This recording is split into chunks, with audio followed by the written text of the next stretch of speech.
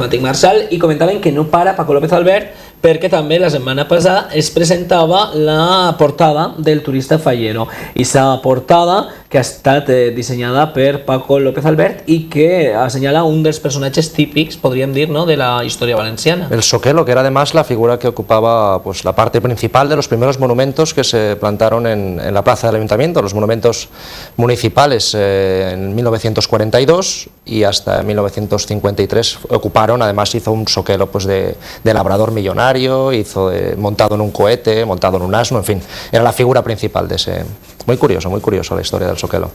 Pues Paco López Albert fue el protagonista principal, òbviament, de la presentació del Turista Faller, una portada que ens donaren a conèixer al casal de Mestre Gonzalvo Comte Altea.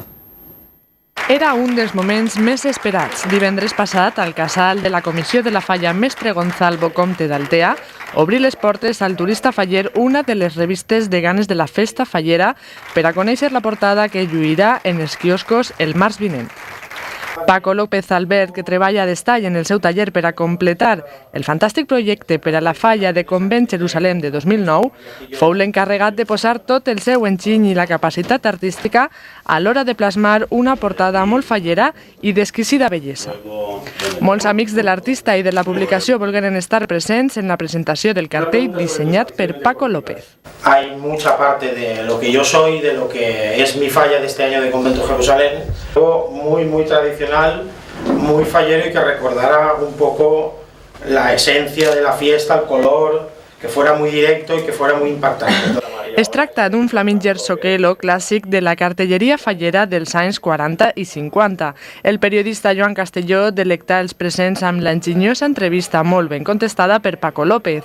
L'artista ens avança alguns aspectes del seu pròxim projecte de Convent Jerusalem. El mateix motiu de la portada està tret, d'alguna manera, de l'estètica de la seva falla de 2009. Ahí veiem vostès a Paco López Albert envoltat pel seu equip de col·laboradors habituals, també el director de la publicació i els responsables del casal de Mestre Gonzalvo Comte Altea, que evidentment van viure una nit gran